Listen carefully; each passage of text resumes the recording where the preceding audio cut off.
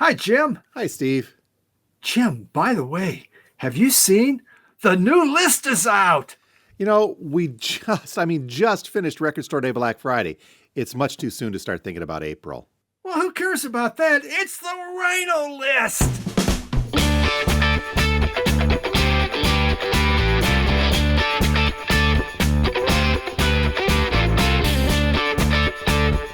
And hello and welcome to Two Guys Talking About Rhino. Two guys talking about records. Careful. and not only that, Record Store Day. So we're going to wrap it all up for you today on our podcast. But first, I am Steve, and I'm a record collector. And my name's Jim, and I own a record store, and I'm holding it together, Steve. It's been a busy weekend here, but we made her through. I was busy on my pocketbook too, so Christmas, oh well, forget it. There's always next year. Oh, you know what? They all want records.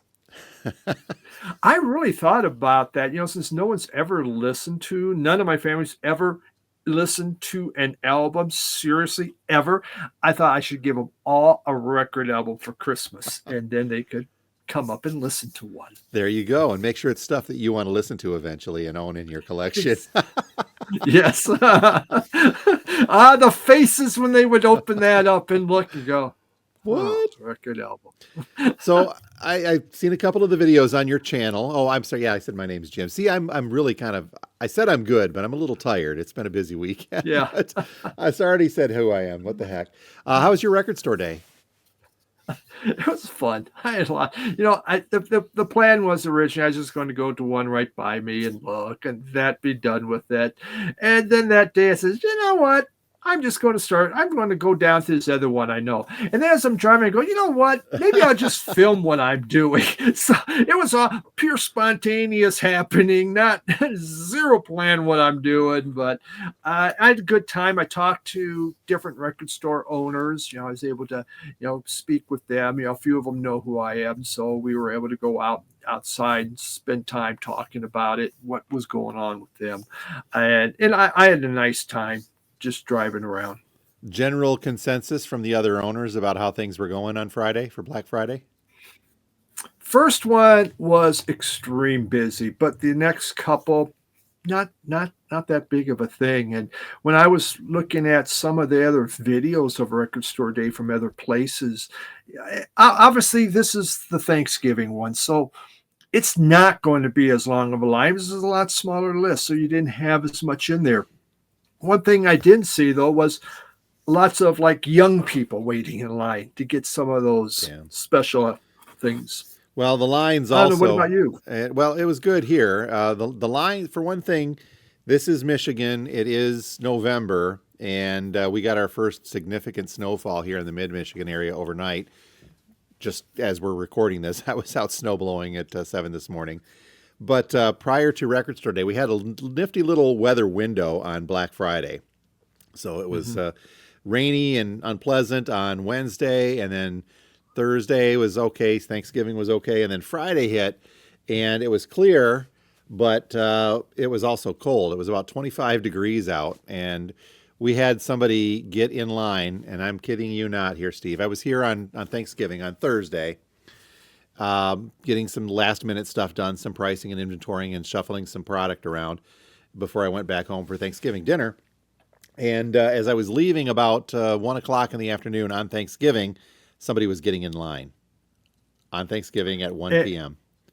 Wow. Was it because they wanted the Seals and Crofts greatest hits? You bet. Now, they got a bunch of stuff of which we only had one copy, so I think it was worthwhile to them. And I guess the second person got in line about 6 p.m. on Thanksgiving night. And again, keep in mind that this is Michigan. I think they sat in their cars most of the night, which is both good and bad. It keeps you a little bit warm, but it did get into the mid to upper 20s overnight. And I got here at 6 a.m. to pass out numbers and told everybody to go warm up. And I think the guys that were here overnight just stayed in their cars. So, sure. We opened up at 8. But we had not as many people at the opening as we normally do for April. Obviously, April we float anywhere between 20 and 40 depending upon the releases. There was only about 10 people waiting in line at 6 a.m. And when we opened up, I maybe had 15, 20 people come through. In the first 15, 20 minutes of the store, we got them through, and then it was quiet. But here at our store, we did things a little differently. We opened at 8. The Record Store Day Black Friday releases, people tagged those real quick and then took off. But then by 11 a.m., as you know from there, I put out a vintage vinyl drop at 11 a.m. So that brought people back, but it also brought a bunch of the people who weren't that excited about Record Store Day Black Friday in at 11 to get both our drop and pick out what they wanted to from the Black Friday stuff, of which we had a lot. Yeah. The first place we had a number of stores open at 6 a.m. Yeah. And one of them was, it's a chain of 2 stores. They weren't really thrilled about that, but they have a new owner. Well, that's the way to go. But the first one I went to, though, when I got there, he'd already been open for 45 minutes, and the last of the line was finally walking inside. Wow. And then once you're inside, you had to go up and down some racks. I mean, he really had a big crowd, but he had product. And he got his in early. I know yours came in late, and his was in, the week before he got it in. But I mean, there's like stacks of records, but he put it all online yesterday and on Saturday. And the other couple that I went to, they were putting theirs online on Monday. They're just going to give it the weekend to try to sell through. And that's good. A lot of those stores will do that, and I think a lot of them make more money trying to sell online. For the people that that are patient enough to wait and not get them from flippers at outrageous prices on Saturday afternoon. Record stores, by the way, folks, we're not allowed to start selling Record Store Day, Black Friday, or Record Store Day product online until the morning after. Yeah, it is there is, a lot of people that I interact with through my videos. They don't have record stores that do Record Store Day. So it gives them this opportunity, and you can generally find most everything out there. Not all of it, but quite a bit of it. Yeah, and as you know, I stopped selling online through Discogs, and I've never really done eBay, but I stopped a couple of years through Discogs.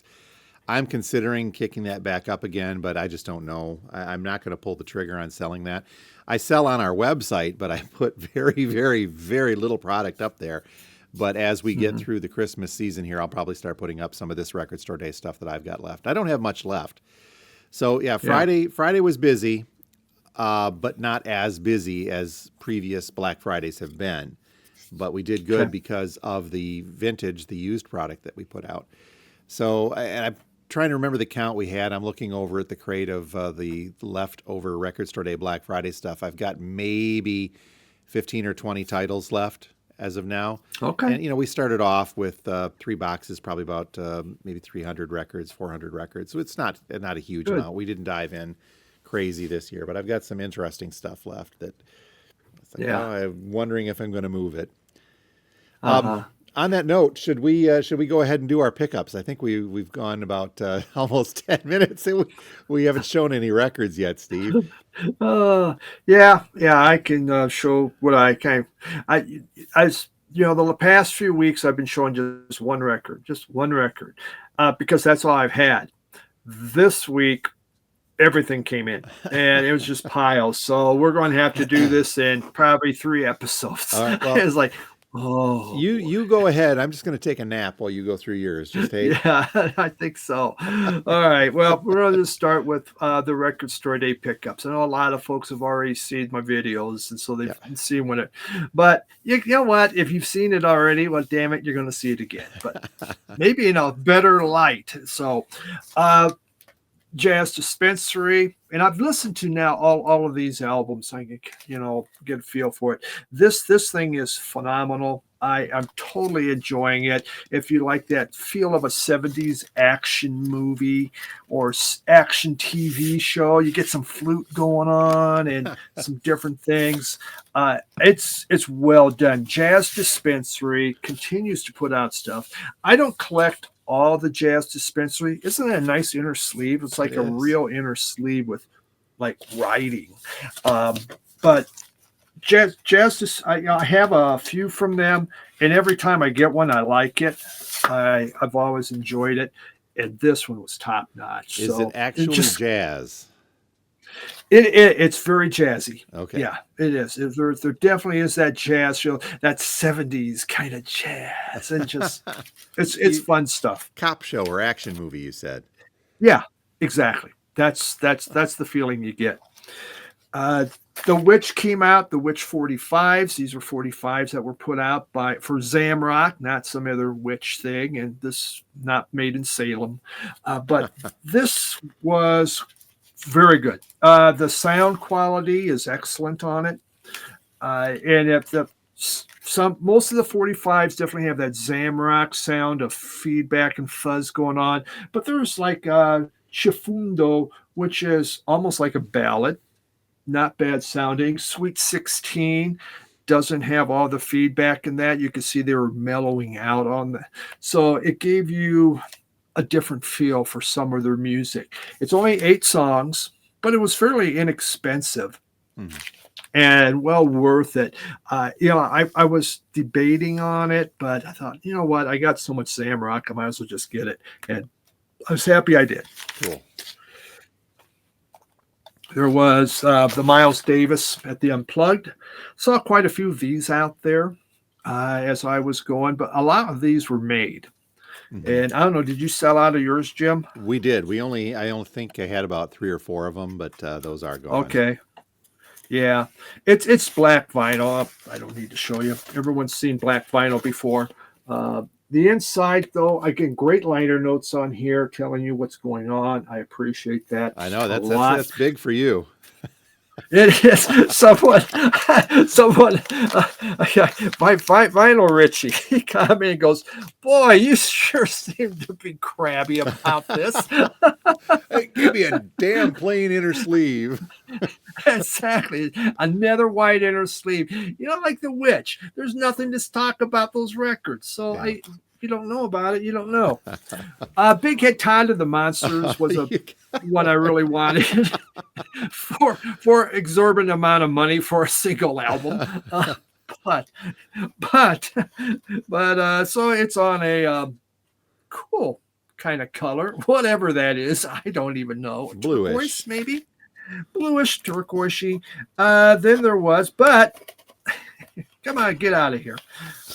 They did give you something. You got an insert. So with yay. something to read. Yes, I got an insert with lyrics. You can sing along to it. This had their hit Bittersweet on there. And I really enjoyed the CD. Actually, I bought like the first 3 CDs from Big Head Todd and the Monster.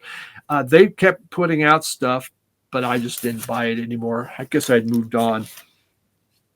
I hadn't expected to buy this, the Ramones CBGBs. Oh, yeah. It's 1977, so it's a great period for them. They're still very young. Still, by now they've got it kind of worked out what they're doing, and the sound recording was excellent. Really? Okay, that was my big question. Really good. You've got that era from CBGBs. It wasn't just somebody holding on to a tape recorder. No, it just says it was recorded on one mic, though, but it sounded really good. I would tell you a lot more, but they refused to put any kind of information in here about how the recording went and what they did. So, bastards. But yeah, I enjoyed this. I mean, great period for the Ramones. If I like the Ramones, I like is the 70s Ramones, because I think that was the best. And then this thing was expensive, but I bought it. Talking Heads demos, kind of demos, but I'm not going to say I'm a Talking Heads completist, but I have almost everything from the Talking Heads. Okay. But I'm not a completist. I know there's something I don't have, so there. It did come, the black vinyl, I believe. Nope, that's clear vinyl. Clear and a black inner it's all the sleeve. same. Yep. Yeah, black inner sleeve with no writing, and then a nice little 45. The 45's also on a clear. It matches, and that's a Yeah, 7-inch, a 7-inch, right? Yes, a 7-inch. I kept saying, Jim said, I kept on my thing calling a 45-inch. It's a very big record. On your channel. That's where you're going to keep that if you're out of room for box sets. But this is under the name the Artistics, which Oh, is what they called themselves before Talking Heads. cool. So fun And stuff. and there's a But lot of it's like, information in liner notes that explain it, right? yes, there sure is. Yeah, yeah, nothing, Oh, nothing. I just, I thought that thing was $42. wow. Couldn't you just put something on? I know. Well, let me tell you, Denver record store day is not cheap. Yeah. It really is not, because you and I went through prices on your show on what it Yep. was, and you, yeah, definitely Yeah, you pay we more we here. didn't get any of the talking heads. No one had requested that for their wish lists, and I just thought, oh, it was one that I missed, and we didn't put in for. So Yeah, I but it sounded good, good. and you never know on a demo. Pelican was one I was trying. Our friend Dave, local bandography, we had him on the show. Yep. This is like he's a completist on this group. So when he heard I was buying that, he got all excited about it. It's definitely mostly instrumental. It's metal, Hmm. hard rock. Sounds great. And it's a 3 album set, and a hype sticker in there. Uh, I think it's what color vinyl we have in here. Oh, it's a gray Gray vinyl. vinyl. All right. We Very did enjoyable. we did have a couple of those. I didn't give it a listen, but I think I actually still have one left. Maybe we'll have to quality control that one. Yeah, it. I was very pleased with it. Cool. I really enjoyed what I heard. So that sounded, yeah, just a new group that I hadn't been exploring. If you're a fan of Boris and from Japan, obviously you would like this. And if you don't know Boris, well, then you probably might not. But if you know Pelican but don't know Boris, then you would like Boris. There you I'll go. tell you. Yeah, very similar. And that's what I got for record store day. Uh, I'll show you this. I bought from Discogs from a seller. Down he's in Colorado Springs, and actually I was buying a different album for it. But he watches my videos, and he was nice enough to send me that. But he said, "I got this album. I don't like blues, and I don't know what to do with it. Would you be interested?" And he gave me an incredible deal on this thing. It's Lightning Hopkins Oh. and Freeform Patterns. And what's really neat on this, it's a promo. Oh wow. And it's original too? Uh-huh. Yes, Wow. it's an original. And it is in beautiful shape. This thing is just incredible. And it goes for he really gave me a deal. Uh, uh, I can't. So Will, if you're watching, thank you so much. Great Lightning Hopkins. He does some talking on this, so he's kind of chitty chatty at the start. And I go, is this just going to be him talking? But then he gets into the music and it gets going, and it's a lot of fun. Cool. So very, very enjoyable. But he doesn't sell the blues, and he's had it. So he goes, "Would you be interested?" And then just to kind of move it off, he threw in, so we'll call it VCLT, a John Lee Hooker, Kabuki Wookie. How could you not like that, Kabuki Wookie? It's a live I mean, one. it's so awesome. This is 1973, live at San Francisco off ABC. Good stuff. It's John Lee Hooker. I've never heard of this one. He put in this, and I think that's open. This is The Great Bluesmen. And this came out in the early 70s too, off Vanguard. And it's a compilation. These are called notes that Record Store Day has a thing against. 2 albums of just various bluesmen. Very nice. I had never seen this off Vanguard. Mm-hmm. So you get John Lee Hooker, Muddy Waters, but people like Jesse Fuller, Mance Lipscomb, Reverend Gary Davis is on here, Big Bill Brunsey, Johnny Young, James Cotton. It really covers a lot of bluesmen. So he tossed that in there, and most enjoyable. Then, like I said, it was really amazing. I hope to get down to see him because I'd like to do a video on Discogs, Mhm. just selling on Discogs, what you do, and how it's worked for him. He's just trying to get move out a lot of his collection. It's that time. But he put this in here, and this is Don Bruce, and "We Are One" by Don Bruce. I know you're saying, "Oh yeah, Don Bruce, right?" Uh, there's an autograph here from Daddy Oka to Mrs. Bridget. I don't know, but this is reggae. And Really? it was sounded really good. The cover's a little beat up, but the vinyl was pretty good on here. And oh well, it's not coming off. UP Records, is that Upper Peninsula Records, Jim? I don't know. I've never heard of it, but it very well could be. Because they're probably big in reggae up there. Oh yeah. Um, Well, so funny you should ask. I used to be. I know some guys up there that did some traditional Finnish music. They had a band called Kanga uh-huh. Samena. They played traditional Finnish schottisches and polka type music, but with reggae beats. Wow. Okay. All right. With reggae beats. There you go. Well, this does have the international hit song "Fight the Supremacy." Okay. So there he is, international hit. And the final thing he tossed in there was the Red Tyler and the Gyros. And he has a note on here that it's not in the best shape, but I'm telling you, it played really good. It's kind of instrumental, that late 50, like 59, 60 instrumental with saxophone and stuff. Okay. Yeah. It's a little hard. The very first songs, I heard that go, ooh, boy. But then the second song wasn't too bad. Is it a favorite? It's on Ace. Probably not. But it goes for some decent money out there. And so, rocking and rolling, Elvin Red Tyler. Something totally different, but just so yeah, Will was very nice. He was very shocked by that, but the Lightning Hopkins Yep. is so cool and a promo. So yeah, that was very nice. So there's a whole bunch more that came in, Jim, but that's it for this week. Okay. Because You're going to we're spread out, this we're out. out, we're out of time, folks. Yeah, we're out Hey, of time. We're going to talk I hope about you enjoyed Rhino the Record Store Day. episode. Yes. So What you got, Jim? on my side, Anytime.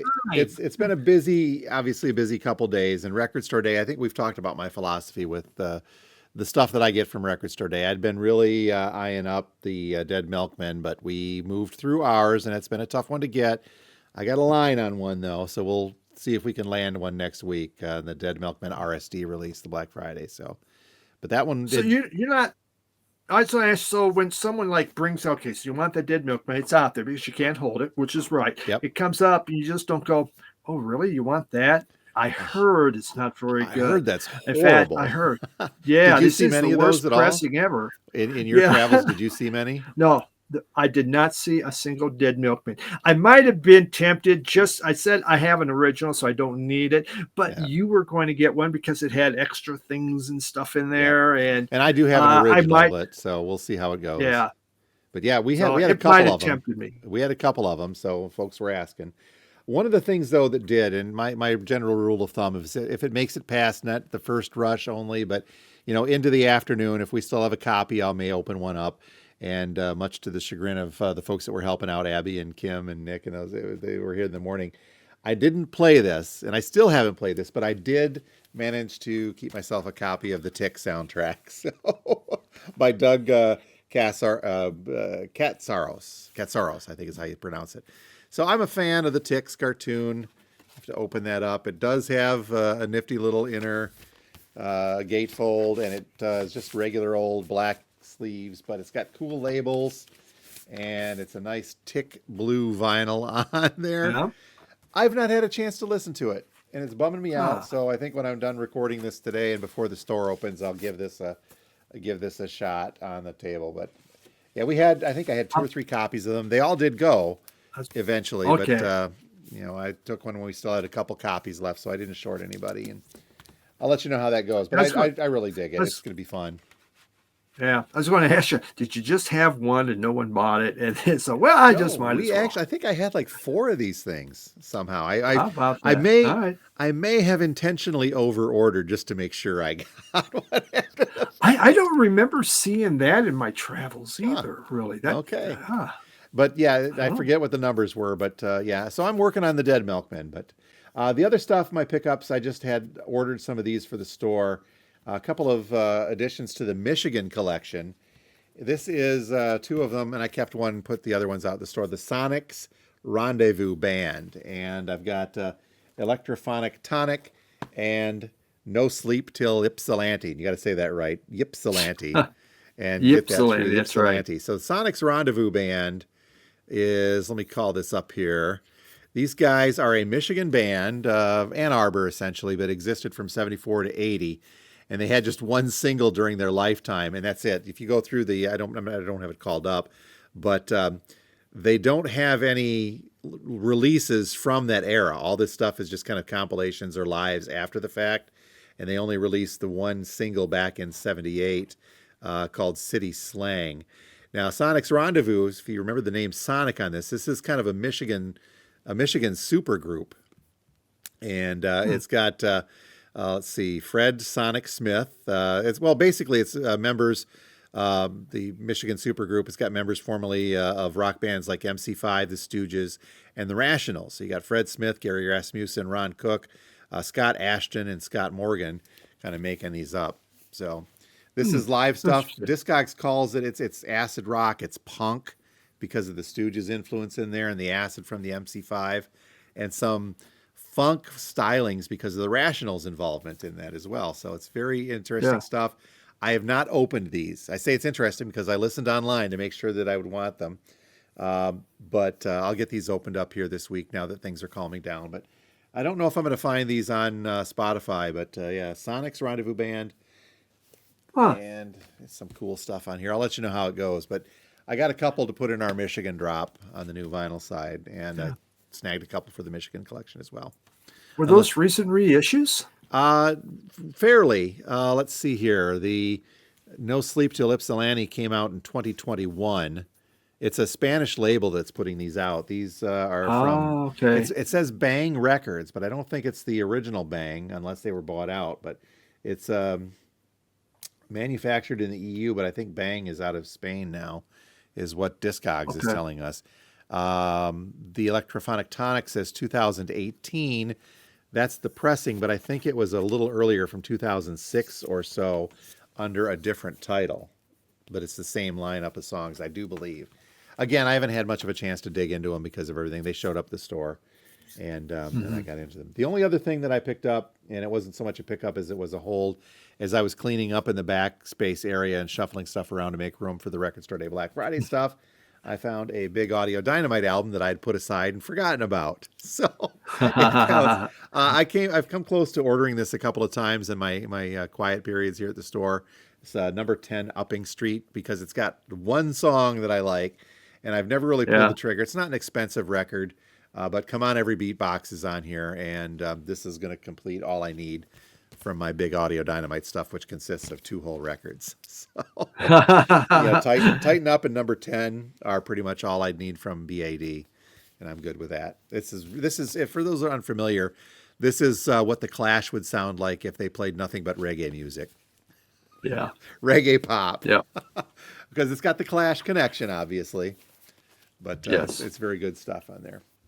And that's it. It's been a busy week, but I still did manage to grab a couple, and I'll let you know how I do on the Milkmen next week. I'm on the hunt. How's that? There we go. All right. And so, folks, with all of these things that we talk about, we put together a Spotify playlist so you can listen in on most of these. I don't know if we're going to find everything, but the link to the Spotify playlist will be in the description of both the YouTube episode and the Spotify episode if you want to listen along on that. So anything more, Steve, on Record Store Day? Just some thoughts on that. From this side of it, it was a decent one, from the owner's side. Our little store, we did good, but I didn't over order. We did not put in our biggest order ever, and we had that little controversy from Too Many Records a couple of weeks back, talking about how he wasn't carrying. And I have seen some posts from other smaller record stores almost kind of boasting that we don't have record store day stuff, but we're still going to celebrate record store day because that's what this is about, is smaller stores. Yeah. And there are, even here in town, stores are putting stuff on sale 25% off, Yeah. 10% off. So they had different sales that were happening. You yourself save up some very special product to drop. Yep. So it does make it more exciting instead of just having your record store day stuff. It's difficult at the start when you go in because everyone's lined up for record store day and it's hard to shop anything else. Now, at that first store, we had to wind through the store, so I'm kind of flipping through bins as I'm going and seeing what else. I actually found a couple CDs that I picked up, but for the most part, you're just going to the record store day and you'd have to come back. I except the next two stores, they weren't very busy at all. At the start, one said they had maybe 25 in line, but generally it's more.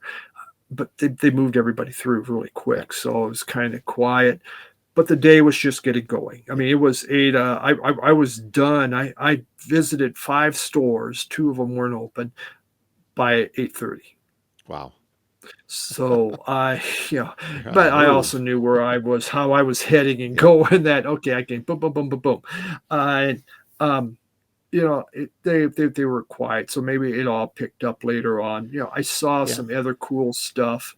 My biggest disappointment is prices are high out here, and for record store day, some of them I talked with some of my friends, and they go, "What would you pay?" And I said, "You pay that much?" He goes, "Is this?" I go, "Well, what are you going to do? Yeah. If you want it, you got to pay for it." Yep. Now, and for us, like I said, the crowd, we do things, I think, the way a lot of other stores do, where you consolidate the record store day product, the Black Friday product in one spot. People come to that one spot. We've got a couple of folks helping out that pass them out to them. So we move the people through here very, very quickly, and they get their record store day releases, and they can shop around the rest of the store if they'd like at that point. But we also spread ours out. I mentioned I did the vinyl drop. We put new product out at 11 a.m. so as not to clog up with the record store day people. We probably could have done it earlier. But the bigger one for us, though, believe it or not, Steve, was the Small Business Saturday. So the day after Record Store Day, Black Friday, we as a small business kind of kick in with that. And I do things that we sell the $1 mystery bags full of stuff to move the dollar room. By the way, we sold out of our mystery bags. So that equals 400 some odd records out of the dollar room at 10 cents a piece. But, we put prizes in them, sealed records. I had some promo CDs and gift certificates. So folks dig that. And that brought folks back in on Saturday. But here's the kicker. We actually at opening, and granted we opened at 10 o'clock on Saturday versus 8 a.m., an early start for Record Store Day, Black Friday. We had more people at the opening in the store for Small Business Saturday than we did for Record Store Day, Black Friday. I mentioned maybe 10 to 15 people by the time we opened up on Black Friday. We easily had 30 some odd people, double that in here for the Small Business Saturday because I put out that vinyl drop with some heat. You saw the heat in the video. Well, it was. I mean, that was your core customer, the hard rock and the metal. Just from living there, I know that's where a lot of your customers want. So you could not have gotten better with that. And the mystery bags, congrats on that. I mean, I can't think of anything more exciting than opening it up and get a Mantovani record. What a great way to move them out, though. Wow. There's a prize in there. I may or may not have even filled one bag with 10 Mantovani records. But we put a gift certificate in that one, so folks that open it up and get something. Exactly. Oh, what in the world is this? I think there was even one I had 10 Gene Pitney records in one. That was just... But folks, they seem to have a blast with it. The bags are decorated. Kim does a nice job in the bags. It's for $1. You get 10 records. What's the worst thing that happens? You get some craft records for $1. Yeah, you get, and if you win a $20 gift certificate and you paid $1, You did it. That was a really good deal. Or It you get a was. sealed record. Yep. So yeah. So we have fun with that. But the record store day stuff, it moved. The whole idea with Black Friday, the Black Friday record store day, is that they say, okay, it's not like the April. It's meant to be more of a kick into the Christmas shopping season. So it's not Hmm. technically meant to sell all at once. And that's all Yeah. well and good. But with the record store day releases, this is just me now, and I don't want to step on. Goodness knows we don't want to tick off record store day. So, but with a lot of the product, if you don't sell the record store day product or record store day Black Friday product, even in those first 2 days or the weekend, the 3-day weekend, then it's going to Hmm. be a tough sell because everybody that Yeah. wants them gets them on that first day or second day. So it's been my experience over the past 9 years doing this is that if it doesn't go in the first couple days, then you're sitting on it for a while until somebody happens across it or they decide they want it after a certain amount of time. Well, you usually put your record store day stuff in a crate, what you Yep. have left over and sits, from the past. You just need to put a sign on there, rare, extremely limited albums. Yep. And so people who don't know about record store day come in their Christmas shopping and go, right That's it. there. Oh, That's it's where the so money's at. rare. One of the bigger ones we had, and I think I've only got 2 left. Oddly enough, was the Rent soundtrack. I don't know if you saw Okay. many of those out there. The Wicked, there was another Wicked soundtrack that did go, but we only got a couple of them, and I've got more showing up. They showed up late, I believe, to our distributors, and they had to rush them to Mm, us. And then lo and behold, I only got probably about 2 or 3 of them. They went quickly, but now I've got more sitting on the shelf to ship this week. So I'm still hoping that the people that want them will still come get them because it's now after that first weekend. But yeah. the rent was big. I'm trying to think of the other ones that were very popular. We didn't have too many multiple copies of things. The Billie Eilish 10-inch and the Chapel Roan 7-inch, those went. Those were very Sure. popular as always. With the younger Hmm. kids coming in to grab them. But everything Which is else why is it's out there. yeah, everything else was just kind of a mishmash. It went, but nothing really stood out to me on that. Hmm. Now there's a disappointment in there for me. Oh, go ahead. Okay. Hey, I want to ask, do you still have the Rent, or you said you sold out of it? I have 2 left of that. Like as All of right, recording this there's a morning, guy I know in Chicago that might be looking for one. we're already communicating, Rocky. Rocky, okay, good. Because I told Rocky, I says, you know what? I'll go find you one, Yep. Rocky. Oh I'll no. get you because I know he can't get out. Hi, Rocky. We've already Great. been talking. All right, fantastic. Because I was going to go search for Rocky. Nope. Okay. I know that's an important one for him, so we're working with him. Yeah, it is But one of the fantastic. bigger disappointments, and I think that the Eric Carr releases, the liquid filled Eric Carr releases that everybody was going to knock over everything to get because there was only supposed to be what 250 or 300 copies of them. Yeah, So exactly. everybody was like, these things are going to be the hot, even us, these are going to be hot. And then a week later it said, oh, hey, Record Store Day upped those to 2,000 per pressing. So guess what, Steve? I still I have the Eric Carr liquid releases in store. These things are actually, it's not, I mean, they're cool. Let me show this. If for those that have not seen the liquid fill, they're sealed. They just put the record in the outside to help kind of sell that a little bit more. hmm This is the Rockology, so it's got the orange liquid in there. Yeah. I mean, it's kind of I cool. saw them around too. Did you see In a lot every of them? place I saw them. Yeah. Uh-huh. We had 4 copies, 2 of each, and only 1 sold over the weekend. So now I'm, Hey, and it's they're $100. $100. Yeah, it's Yeah, $100 record. $100. Who has? You could buy a box. They have the Love Box set going for around $100. Of course, Prince is going for $100. But Yeah. I mean, it's a single. Yeah, it's a Kiss person. It's not Kiss itself, but it's a Kiss person. Yep. And they kick these things up from that initial whatever it was of just a couple hundred to 2,000 Mm-hmm. each. Now the Eric Carr from Yeah. Kiss, and they're exclusives. But again, it's a gimmick.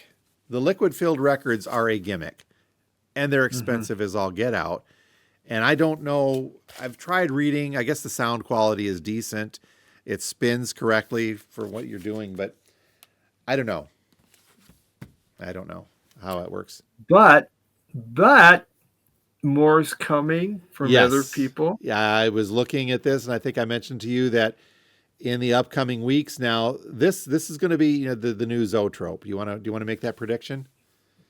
Yeah, Yet yeah. three Well, I don't times know. more expensive. Yeah, it depends how many of those are still sitting around after record store day, and they're going, "Oh, no one gave a crap." No one gave a credit. And it's going to, well, this will be a good indication. You know, will I be able to move these in the next week or two to ancillary KISS collectors? But yeah, I was doing the new release video the other day, and I've seen a couple of these things coming up for December 5th, believe it or not. December 5th releases, there are two liquid filled vinyls. One of them coming from Ringo Starr. It's the Stop and Smell the Roses release. Mm-hmm. Liquid filled limited edition. Listing for $100. And then the other one is a Duran Duran, the Ultra Chrome Latex and Steel Tour. So it's a live one, I think, coming on the 5th. It's also $100. It's filled with kind of a black and white liquid, where the rose Stop and Smell the Roses from Ringo is a reddish. Well, Jim, on this show, we've helped many a record company with their marketing because our suggestions have gone far and they've actually done them. We know this for a fact. So, for the record store people listening, if you want this liquid fill thing to do well, you got to put it as the Beatles. Do every Beatles album as one. You're going to sell them out. And Fleetwood Mac Rumors. Throw that baby out there. And Aha. So you throw those out there, going to be great. A liquid filled Aha. For $100, maybe 150. What the heck? We'll see how those go. Now, at the head of the show, Steve, you mentioned the list. The list. Yeah, the list. And I was, maybe I'm just was so busy with Record Store Day, Black Friday, that this one, when it showed up, it just kind of shocked me because it wasn't even Black Friday. It's like those people who start decorating for Christmas right after Halloween or even before Halloween. Mm-hmm. I don't want to start thinking about 2026 just yet. I don't want to start my ear off right until I get through this season, but we have to. Rhino Records, under the Warner umbrella, they started out doing this thing in October with a Rocktober releases several years back. And it was kind of cool. They'd put out, as I recall, I think it was only maybe a handful, maybe 5 or 6 releases, it felt like. But now it's grown into great prices. Yeah, and decent. And it's grown into dozens. And then the Rocktober grew into something called Start Your Ear Off Right. And they started doing that in January. I think I've got the Start Your Ear Off Right logo here even. Yeah. So they started putting these things out in January. And I don't know, Steve, do you think in some way, shape, or form that Rhino is attempting to recreate and or compete with what the phenomena of Record Store Day is? I mean, both started off as a single day with a list of releases that was just kind of limited. The releases grew, and then they added the second Black Friday for Record Store Day, and then Rhino added the Start Your Ear Off Right, and the list grows as well. And they're trying to build buzz and anticipation. So is this a little trying to horn in on that action? It is. It just shows Rocktober's been a success for them. So, and they keep expanding it, and obviously they must keep selling it. So, in the boardroom now, they're all looking, what can we do to improve profits? How can we get the year started right? What better way? Let's throw it then. Generally, January is not a good time for retailers. I mean, it's like the worst month of the year, because it's just trying to get rid of crap. So it's kind of surprising they're coming in because everyone maxed out their credit card, but they're going to come in with this, and it's such a big list. Yeah, it is. But to them, I guess, they feel it's going to get people once again excited and going. But these lists, I mean, it's crazy. And some of the stuff, I scratch my head, but then we scratched our head on Record Store Day too. So yeah. There's a reason that we're not corporate executives. That's right. I think. So, I mean, I don't know. I just think about sitting in that corporate boardroom saying, they do good with those independent record stores. What if we were to do something similar, but, send it to not only the independents, but make it everywhere? The big boxes can get this stuff too. I think some of it is brick and, well, I take that back because they bill this as brick and mortar exclusive. It's not indie store exclusive, but brick and mortar exclusive just means that Amazon doesn't get it yet. Somebody will put that in, obviously, but so the list itself, my phone's dinging. Sorry about that. You want to look at the list real quick, and then we can continue that. This is interesting. I got it right up here. There's some interesting stuff in there for January. Now, they put Rush in. I saw that too. That's actually a good decision, I think, for some people. I'll tell you why in a second. But much like Rocktober, they try to spread these out for Friday releases each week. And I'm going to make a prediction that much like Rocktober, the dates are going to shift, and then everything's, you get one or two in the earlier weeks, and then everything will come out at the end of January because of production or shipping delays. But, right now, the first January 2nd, for crying out loud, what am I counting? 1, 2, 3, 4, 5, 6, 7, 8, 9, 10, 11, 12, 13, 14, 15 releases for that first week of January. And there's some head scratchers. It's almost half the list. It is. Well, it feels like it. Yeah. 3 from Rush. Go ahead. Let's start with these. Vapor Trails, Snakes and Arrows, and Feedback. 2 of these, Snakes and Arrows and Feedback, I have had customers clamoring for, when are they going to reissue that? When are they going to reissue those? Those are 2 Rush albums that have been notoriously absent from a lot of the reissues. Now, they just released a box set a couple of months ago of the albums of these 4 albums. There was one missing in from here, Clockwork Angels, where they released Snakes and Arrows and Feedback in this box set. And most of my customers that have been looking for this already had a Clockwork Angels and the Vapor Trails remix. And they said, well, I don't really want to buy a box set just to get these 2 albums that I don't have. And I said, be patient. They're going to do them. And then lo and behold, they pop up in the January list from Rhino. So I think that's a good decision. But then I look right underneath that. You've got 1, 2, 3, 4 Steve Martin comedy records. Comedy is not pretty, Wild and Crazy Guy, Let's Get Small. And those are all on black vinyl. So I don't think there's anything special about them. Steve, would you like some Steve they're Martins? only night. They're only $20. I was a huge, in fact, I still am a huge Steve Martin fan. I saw him like in 1978 during his Wild and Crazy Guy tour. Yeah. And I had all of these albums. And thank God they're coming out because you can't find Steve Martin albums are so rare. I mean, you just can't find them unless you go to the bargain bin. There you go. I was going to say the sarcasm runs deep. I've got Steve Martin albums in the dollar bins here at the store. And generally they're not beat up. Most of them, they're in decent shape. And granted, it's a $20 price point, but other than that, I'm not certain what the appeal is going to be, especially in this day and age. I think we did an episode way back in our audio only days on comedy records. And we talked about how difficult that must be because you've got this thing called the internet and YouTube where you can call up these bits in a moment's notice and actually see the video of the comics doing them. Yeah. And that once you have kind of gone through a comedy album, you have it down. Yeah. It's not like, in a record, you might miss some lyrics or you hear something hidden. Nah, not in a comedy one, man. You heard it all. And I mean, I liked every one of those Steve Martin albums, but what do I know? Good for Steve, I guess.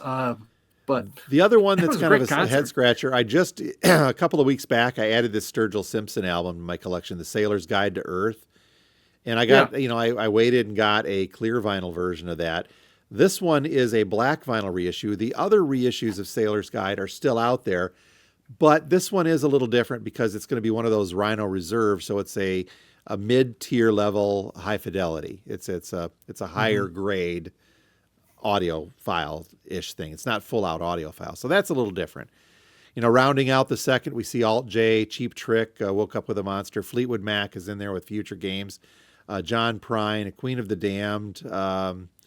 Those are on red. That one's on red vinyl. Flaming Lips and Utopia. So again, that's a tough week to hit, that first week of January, because it's also going to be a weird shipping week. So, and I know a store like ours, any of that stuff, I'm not going to get until the week after. Yeah. And some are like Future Games has been out there from Fleetwood Mac. John Prime's Sweet Revenge has been reissued a lot. Yep. The price, well, no, that price point was $32. Yep. Same with Future Games. So those could be Rhino Reserve also. I don't see that listed on this, but that could be at that price point. Those would probably be the Rhino Reserve side. Okay. I think the next week is better. It'll have more people maybe possibly interested. So in the second week on January 9th, we're looking at an America self-titled 180 gram premium quality vinyl at Fidelity Records. So that one is one of the Vinyl Reserves. Again, America records are, usually $3-4 here in the store. Yeah. We get Mingus, a pair from Faces, a Gordon Lightfoot. The Gordon Lightfoot also that premium Fidelity, so that's going to be a reserve. 1, 2, 3, 4, 5, 6 Coltrane reissues. Yeah. Through there. That one, I'm. You know what? I'll look to see what I have or what I might want off that Coltrane. With the Mingus, also the price points. Well, the Coltranes are $40. And those are going to be the high fidelity ones then also for that price. Yeah. The step up from the Reserve and the actual, like they've been doing with the Black Sabbath and the ZZ Top records. Those things sound great according to all accounts. So I'm sure that's what they're going to be doing with those Coltrane. Sure. How about the Ramones' greatest hits? A single LP of sub 2 minute zingers. Yeah. $25. Black ice vinyl. So yeah. Rolling. You know what? That one's good. Yeah, that might sell. Rolling Kirk's an interest. Boy, that's a hard jazz album. It's called it's post-bop, but this is for those that like their jazz a little more experimental, a little more free. Rolling Kirk's coming out. Sly and the Family Stone also on the 9th. Who the funk do you think you are? This says it's for the first time on vinyl. That's interesting. I'm unfamiliar with that one. An orange vinyl for $25. Makes you wonder why. Yes. Dust Brothers and the Fight Club soundtrack. Interesting. Okay, I like Dust Brothers, but all right. And then a Monkees album, Pisces, Aquarius, Capricorn, and this one says it's a AAA cut from the original stereo master tapes. Heavyweight 180 gram vinyl glossy. This is a high fidelity one from the Monkees for $40 on black vinyl. I think that's going to be a tough sell because that's also something that exists in the dollar bins rather easily. Yeah. Okay, the 23rd, we skip a week. You know why that there's this gap in the middle of January, Steve? It's because all of this stuff from Inventory? the 2nd, all of this stuff from January 2nd and January 9th that will be magically rescheduled for the middle of January. Yeah, good once point. we get there. You know what? You probably have a good point with that. So, yeah, I wouldn't be surprised. You're right. And because then it gets really light after this. Yep. So everything will be pushed back. It's just I don't know for certain, but it's just my prediction. Lanubians, do you know anything about this? Not a whole lot about them. No, I know the name, but I've never had any of their music. The one says inspired by Ella Fitzgerald and Fela Kuti. Yes, those two go together. And Prince as well. And Prince. All right, so we'll have to do some more research on that. That could be up an alley or two of yours. We have a Squeeze one thrown in there, and then at the end of the month, there's 2 releases scheduled, which means that they're all together. Another Monkees, this one is probably a mid-range, 60th anniversary of the Monkees with the A's and the B's. Not even familiar with that one. And Tower of Power Back to Oakland on black vinyl. Yeah, that one I would look at. I don't know if I need it, but Tower of Power makes some pretty cool stuff. Cool. So those are the Start Your Ear Off Right releases. Steve, I think they are trying to. I think they're trying to horn in. They're trying to they say Boy, record store day's it's got a a lot. good thing. But the thing is that the Rhino stuff, whether it be Rocktober or the January Start Your Year Off Right, they tend to be only reissues, maybe a live album or two here and there. But they can also reissue stuff that's not that old. Whereas Record Store Day, obviously, you're getting some new releases. You're getting some live stuff, more live stuff this year. You're getting the picture discs, obviously, too, where Rhino has got this tri-level of stuff now between they're now playing at the $20 level, and then they've got that mid-range the $25 level of just regular reissue. Then the Reserve, which is in that $32 to $34 range, upwards to the High Fidelity at $40 range. So, and they've got a deep catalog between the Warner stuff. Rhino can dig deep for some stuff. Yeah, very good point. They do have a lot to choose from, so that way they don't need to use a Zoetrope, a liquid filled, a picture disc. The live albums, they have enough to choose from. It's just you wonder about some of them. I love Steve Martin. I have a number of his bluegrass albums, but that's $20, I guess. So maybe I'll sell. Well, one of those Steve Martin, I looked on here, it is the Steve Martin Brothers. That is, are you familiar with that one? One side is comedy, the other side is bluegrass. So, I had them all, man. Yeah. Me and Steve were like this. That's cool. But you may or may not need to start your ear off right with one of them, is what you're saying. Yeah, you may not need to, or hit the bargain bin, because I promise you they'll be fairly good looking and clean. Well, again, there's a reason that you and I are not corporate executives, so there's got to be something behind this type of a push to dig deep into their catalog for this Start Your Ear Off Right. Yeah, it's called cocaine, but so. All right. We'll leave it there. All right, folks. So what do you think in the comments below? Please let us know. I mean, are you excited? Is January, let's go there. Is January a big record purchasing day? Everybody, you mentioned coming off that the holiday purchase hangover. The credit cards are stretched. Do you really want 30 some releases looking at you in the face going, I got to have that. I got to have that. That's a tough. Maybe I'll make your January the best January you've ever had in sales, Jim. That's what's going to happen. That's what'll happen. As I'm still going to be trying to get rid of this Eric Carr liquid filled by then. I don't think I'm going to pre-order any of the Duran Duran or Ringo liquid filled. If someone wants one, let me know. But I'm not going to carry them in store. How's that? and just make sure you show up to pick it up. Darn right. We'll get there too. But. All right. Well, you folks have been listening and or watching to two guys talking about records, a vinyl community podcast. Steve and I talked about records this week. We did, didn't we? Yes, we did. There was a lot of records. Be sure to tune in next week as Steve goes through the rest of this week's pickups. Yes. Oh, God. Where are you putting these, by the way? They're going to be fun. In the walls behind you. Everything's full. Are you out of space? Yeah, I don't. It's bad, man. But yeah, the purge has to start here very, very soon. All right. Well, good luck with that. Yep.